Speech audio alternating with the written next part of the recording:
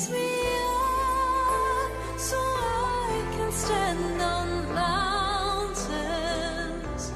You raise me up to walk on stormy seas. I am strong when I am on your shoulder. It's nice to have you here once again. If you're joining us for the first time, my name is Dr. Maureen Tamuno, and I'm from a very beautiful island south of Nigeria. If this is your first time of joining us, the last episode was on acquaintanceship and companionship. We had dealt with that, so you could visit our social media platforms and you'll hear that for yourself. But for today, before I move further, I'd like to say that I am a doctor of philosophy in marketing and consumer behavior. And of course, you know that for you to strike friendship, people act in different manners, so it's got to do with behavioral patterns. But today we're going to look at friendship. I'm sure most of you are excited because you have friends. Yeah. If I ask you how many friends you have, some have 100 friends, some have 3 friends. You know, you make friends every day, but sometimes you make these friends and you don't know who they are, you cannot segment them, you don't know the kind of friendship you're sharing with someone. This program and this particular episode will be able to, make you understand who your friend is, what kind of friendship you have with Miss A or Mr. A, and all of that. It's very important to know that, so that the boundaries you will set will be able to help you as you go along. You're welcome to this particular meeting. And so, like I said, friendship is a relationship of mutual affection between two people. It is stronger definitely than acquaintanceship, and it's also stronger than companionship. That's why you have to go and listen to those ones. Friendship is something that brings two people together, and it's beyond meeting them by chance. You don't meet your friends by chance, you meet them by choice. So in the issue of friendship, it's got to do by choice, because it's a little bit more intimate, not very, very much intimate, but of course intimate. And so we're going to be looking at a few things as related to friendship. But then here, the priority, like I said, is reversed. Here, of course, we're talking about friendship with a little bit of bond, because it's beyond one activity, it's beyond just mere meeting, it's beyond just mere hello. It has to do with a group of activities. And then your friends, you come together, you plan together. You decide to say, oh, what are we going to do this weekend? What are we going to do next week? What are we going to do tomorrow? Do we need to go travel? Those are the kind of people you call your friends. Friends are people you talk to a little bit more longer. There are some of them that you talk to, maybe they're not together with you all the time. They're far away. They don't need to live with you in the same city. They don't need to be with you where you are in the same house. But of course you could talk, but you are always in touch with them. I'd like to talk about two very special kinds of friends. And maybe in my future episodes, I'll elaborate much more on friendship. But today, we're going to be talking about committed friendship and primary friendship. And what is it about committed friendship?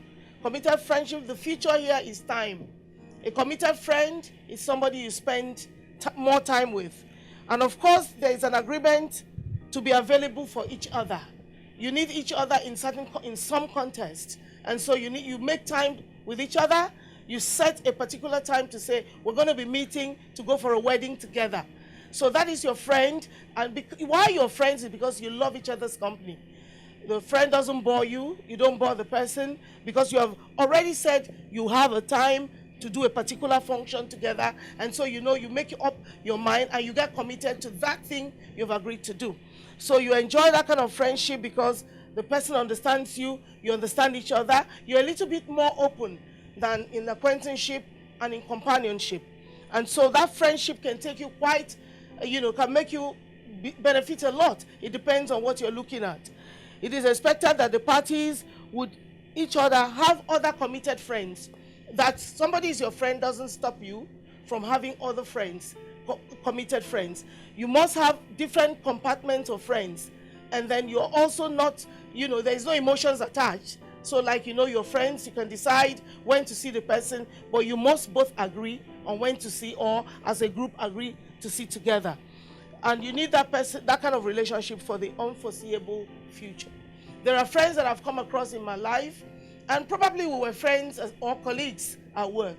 And I know one of them most recently in a very high office somewhere, and they call you up and they say, look, we have businesses for you, we have things that we can do together. So you must take that committed friendship to another level, but it depends on what you put into it. And then I'm going to be talking about the primary kind of friendship. This kind of friendship is very special. This is your best friend. But you know, people say, oh, I don't even know who my best friend is. It looks like Mr. Mike is my best friend. It looks like Miss Rosie is my best friend. You can have different kinds of best friends for different purposes.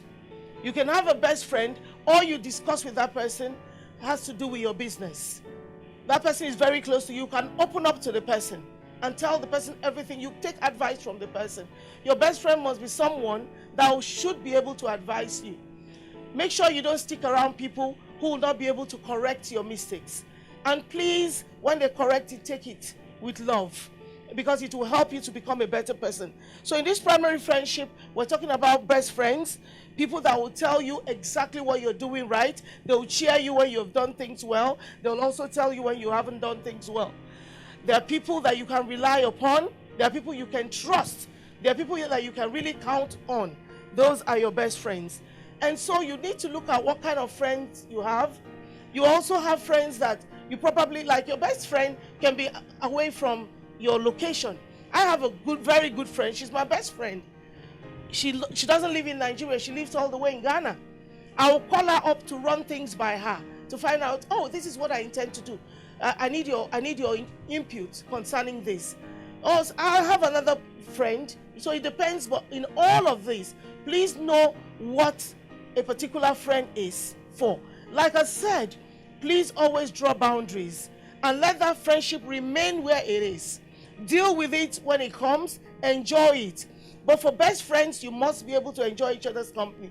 It's very, very important. I'd like to give you 10 quick tips on how to help you keep good friendship. First, like I talked about, you make time to connect.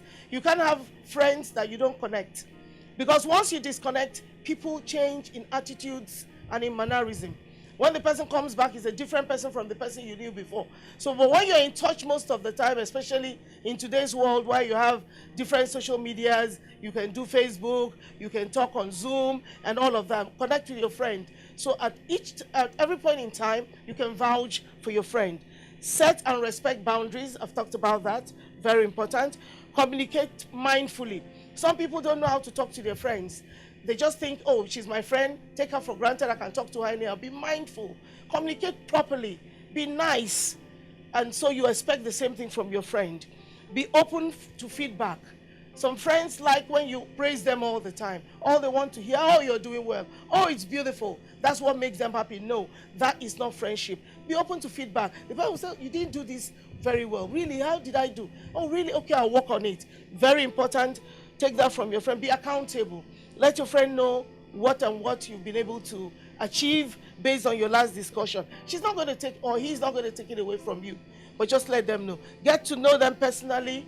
Please show up at your friends' occasions. Show up when your friends need you. At their birthday parties, pick up your phone and call them. Do a small video clip and send to them. Do something that will make your friend happy. Give them space.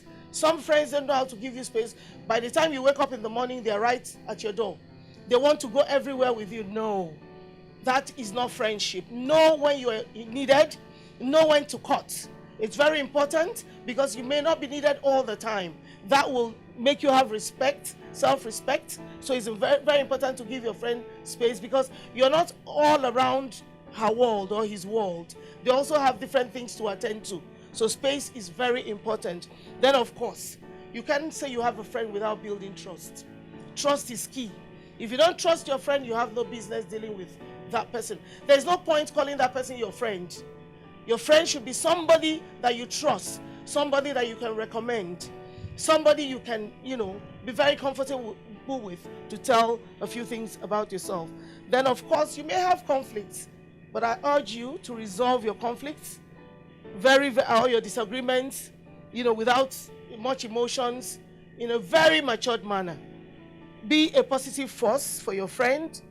Lend your voice to your friend, in support of what he or she is doing. Encourage your friend, and always pat them at the back and let them know they can make it. Be that person that your friend will always count on. It's very important to have something to give in friendship, but don't always be at the receiving end. Otherwise, life will be miserable for you. Most people don't like toxic friends because those friends are always there for what they can grab and grab and grab, and they don't have anything to give. So you should be in the giving end. When you give, you receive, and let it be vice versa. Note that no matter what you do, some friends will naturally drift away as time passes or when circumstances change. But applying this will help keep most of your relationships for many years to come, and probably for a lifetime. And of course, that friendship can lead to marriage. It can lead to a lot of things. It can bring a lot of benefits. I've seen friends that have helped each other establish. So please make time for your friends and think about your friends all the time, of what you can do to be of benefit to your friend. When you're a friend that has something to offer, a lot of people would like to be around you. And most people that make good listeners make better friends. People like to make friends with people that listen to them. You find out that if you're a good listener, you have a lot of friends. But like I said, or like the adage says, 20 friends don't play together for 20 years. So along the line, some will drop, some will remain, new ones will come.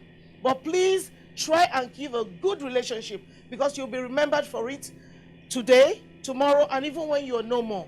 It's good to enjoy friendship because it makes you happy, and whatever makes you happy is what you need to stick around your life. You need to be happy so that you can live long.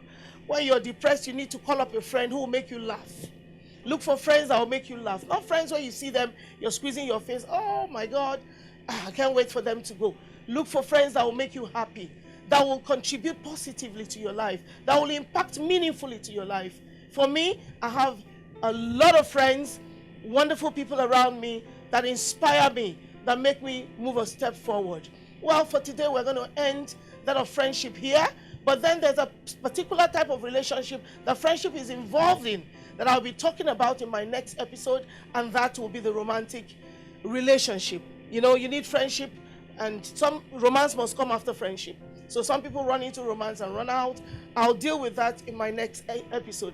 But for today, I'd like to thank you for tuning in, and I'd like to encourage you to stay with us.